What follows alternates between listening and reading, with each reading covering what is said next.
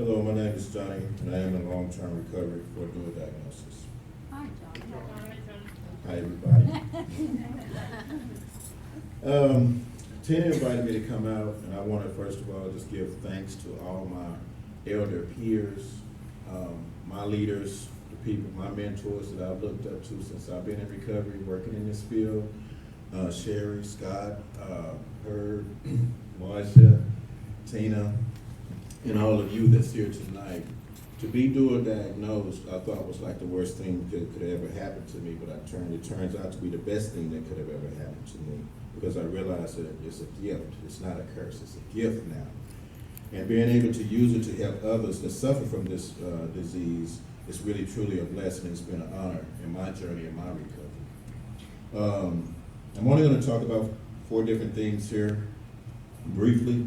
The first thing I want to talk about is what my life was like before my recovery. I was the only son. I was from a small town in Oklahoma. I graduated with a class of 14. I had an older sister and a younger sister. I come from a broken home, and I didn't know what marriage was. I didn't know what it was like. All I knew was shacky. You know, and I knew that I didn't want to have that when I grew up. Even when I was a kid. But maybe the first part of my life, before 8 years of age, I was your average, very intense, outgoing kid. You know, I would make my own toys, I would make my own bicycles. Graduated with a class of 14, but I'm saying is I'm really from the country. So I was real humble, you know, and the woods was my playground, you know, and things was good. You know, we was poverty stricken, but that's okay. You know, I mean, if I didn't go through that, I wouldn't have been able to withstand everything that I went through this long. And it wasn't until around my 8 years of age is when I really started experiencing my abuse and my trauma. And I never knew how to cope with it because I never knew what it was, because nobody explained it to me. And being in the country, that didn't even exist, you know. So I had to grow up with the dual diagnosis, not ever knowing. And to really put a pin in it, you know, on that part of my life, you know, I was 36 when I found out that I had a dual diagnosis after having almost 30 years of a drug addiction. And it blew me away when I found out about it, you know. And it wasn't until to kind of touch on my life after I got in recovery. I was 2 years in recovery before I even realized it. I started working at a treatment center for Adaptive, Texas, and I was going to be working with the dual diagnosis, a population of people that was dual diagnosed, and I started reading about it, going to the clinical version of it, and I started reading about all this clinical stuff that I didn't know anything about. And when I was reading about PTSD and depression and anxiety, I was just like, wow, these are the people that I'm going to be working with? This is me. And that was the beginning of learning who I was. Because I never knew all of those years, and that's why I was acting out and lashing out, because I was hurting inside, but I didn't know what I was hurting from. It was like having a splinter, but I couldn't find the splinter. And so I was in pain, and I was acting out, and no one can help me. And so I got into the field, and it was just like I fell in love.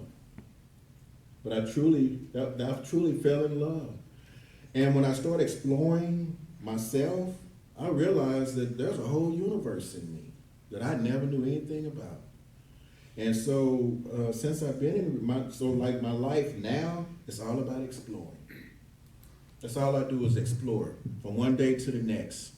When I have a problem, I explore what caused this problem, and I get excited about it. When I get depressed, I sit there and try to figure out what made me depressed today.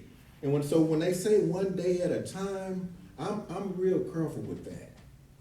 Because from the time I wake up in the morning until the time I go to bed at night, I can tell you exactly what I did just for today. It ain't got nothing to do with yesterday, ain't got nothing to do with tomorrow. Because if I pay attention to me, Tina said something earlier, and I share it with all of my mentees. I got rid of alcohol and drugs. I can get rid of that. I did. I've been 9 years clean. But I can't get rid of a mental illness. But I've learned how to manage it. It used to be my worst enemy, and now it's my best friend. And I've accepted that. And Scott knows me and Scott had a whole lot of conversations, and I'm glad that we did get to reunite, because this is like a family reunion. You know, he was my mentor when he got me into working out in the field, and that was really, really traumatic for me. Because I thought being in recovery for a while, I thought I kind of had it on the wraps. But I didn't realize that the more you work on yourself, that's why I said it's like a universe. Because the more you honestly work on yourself, the more you find out about yourself. And it's interesting. That's the new word. But the good thing about it, when you have peer mentors like Scott and Sherry and Herb, people like that, and Tina, somebody that's well grounded, all you got, somebody that you can ground yourself to, you can explore all you want. But you have somebody to bring you back. Because if Scott hadn't been there, I never would have went to a trauma therapist. And she brought out things in me that was there that I didn't even know was there. Those feelings and those emotions got involved, I didn't understand. And I was like, Scott, something ain't right. I know I have PTSD, but I've coped and I've navigated all my life with what I have, but this is different. And he said, what do you think it is? I said, I don't know, but what I'm feeling is just don't feel right. I'm feeling things that I've never felt before. And so he stayed with me. He mentored me. He cared. And he was very considerate and passionate. And still today, I know he still got my back. You know, Tina asked me, she said, well, I know you used to work for him, but did you leave on bad terms? I said, oh, no. No. He was with me through the whole transition. And so I lost his number because I had to get another phone, but he's going to call me. He's supposed to call me a while ago because I was in his number, but he still haven't done it yet. But I'm not leaving just throwing that out there. Real quick. And to kind of touch on some of the tools that I use, and this is where Scott is really, really such a major part in my life, because he helped me with tools. One is safety. Safety is first in my recovery. I don't go nowhere that I don't feel safe. And Tina was talking about this earlier because of my stress. I can't deal. Everybody that I work with that's dual diagnosed or have a mental illness can't. It's stress is just our worst enemy.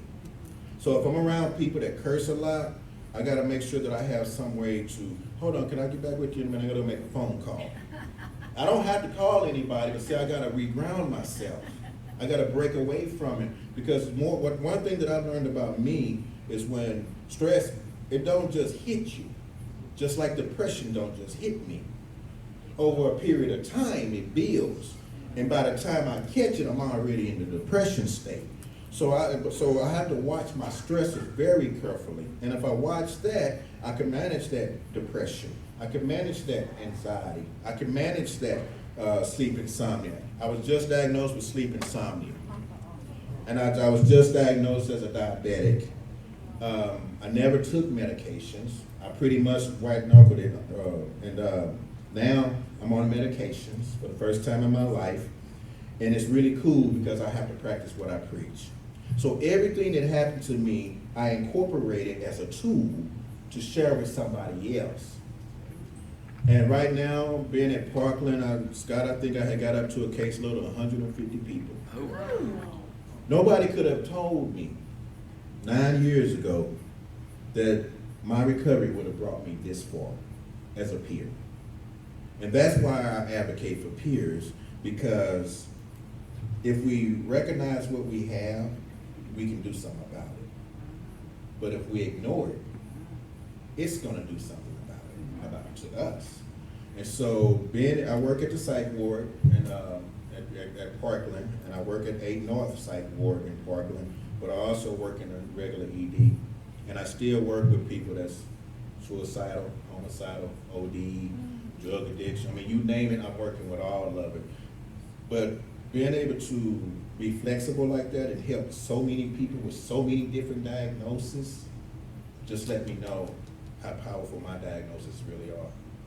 Because if I didn't take the time to educate myself about me, I would never be able to educate anybody else about theirs. And it's amazing because when I talk to people, they look and they're like, you don't even have a sheet of paper. You ain't reading off nothing like the clinician. So I said, because I'm not a clinician.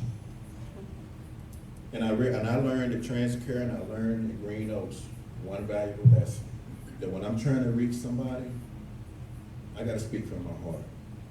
My heart don't have a mental illness. My heart don't have an addiction. My heart doesn't have anger in it. My heart doesn't have resentments in it. It doesn't have a bunch of racing thoughts. But in my mind, it does. And so I don't try to reach people mentally, especially if I'm mentally challenged.